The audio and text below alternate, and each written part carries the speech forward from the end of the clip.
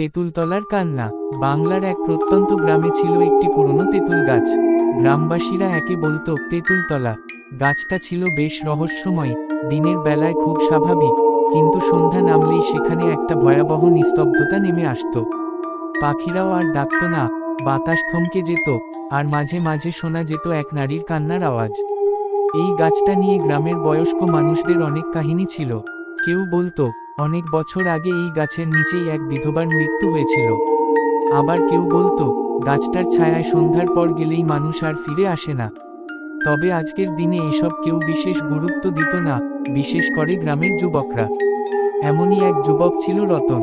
সদ্য কলেজে ভর্তি হওয়া সাহসী আর যুক্তিবাদী ছেলেটা এসব ভূত মানত না। একদিন সে বন্ধুদের সঙ্গে চ্যালেঞ্জ করে বসে, আমি আজ রাতেই তেঁতুলতলায় গিয়ে বসে থাকব, দেখি কেমন ভূত আসে। বন্ধুরা শুরুতে বাধা দিলেও শেষমেশ ঠিক হলো।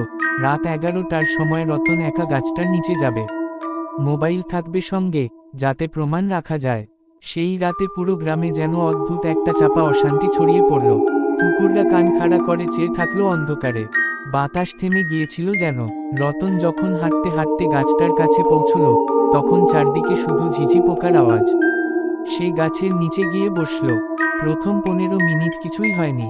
রতন মোবাইলে একটা ভিডিও রেকর্ড করতে লাগলো। হাসতে হাসতে বলল, দেখো, আমি তেঁতুলতলায় আছি, কোনো ভূত নেই, সব গুজব। ঠিক তখনই হঠাৎ এক ঝাপটা ঠান্ডা হাওয়া বয়ে গেল।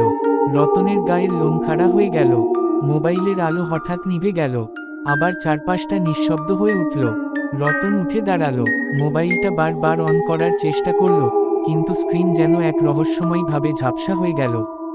হঠাৎ পেছনে থেকে শোনা গেল এক নারীর মৃদু কান্না। ধীরে ধীরে সেই কান্না বেড়ে উঠতে লাগলো, তীব্র, করুণ, হাহাকারে ভরা। রতন ঘেমে উঠল, দৌড়াতে চাইল, কিন্তু পা দুটো যেন মাটিতে আটকে গেল। সেই ঘাড় ঘুরিয়ে দেখল, এক সাদা শাড়ি পরা নারী, লম্বা চুলে মুখ ঢেকে দাঁড়িয়ে। চোখ দেখা যাচ্ছিল না, কিন্তু তার কান্নার শব্দ ভেদ করে চারপাশ কেঁপে উঠল। তুই আমার জায়গায় এলি কেন? নারীর কণ্ঠ ভয়াবহ, ঠান্ডা আর বিষাদময়। রতন কোনো কথা না বলে দৌড় দিল। বহু কষ্টে সে বাড়ি ফিরে এলো, আর জ্ঞান হারালো। পরদিন সকালে গ্রামের সবাই তাকে অচেতন অবস্থায় বাড়ির উঠোনে পেল। রতনের শরীর ঠান্ডা হয়ে গিয়েছিল, গলায় ছিল সাদা কাপড়ের টুকরো, আর মুখে আতঙ্কের ছাপ। ঘটনার পর থেকে রতন আর কারো সঙ্গে ঠিকমতো কথা বলতো না, চুপচাপ থাকতো। মাঝে মাঝে রাতের বেলা জেগে উঠত আর বলতো, ও এখনো কান্না করে তেঁতুলতলায়। গ্রামের লোকেরা আবার বিশ্বাস করতে শুরু করলো সেই পুরনো কথা, তেঁতুলতলায় কিছু একটা আছে। সন্ধ্যার পর কেউ আর সেখানে যায় না। আর তেঁতুলতলা, সন্ধ্যা নামলেই সেখানে এখনো ভেসে আসে এক করুণ নারীকণ্ঠের কান্না। প্রিয় শ্রোতা বন্ধুরা, আমাদের গল্পটি ভালো লাগলে আমাদের চ্যানেলটি সাবস্ক্রাইব করে দেবেন।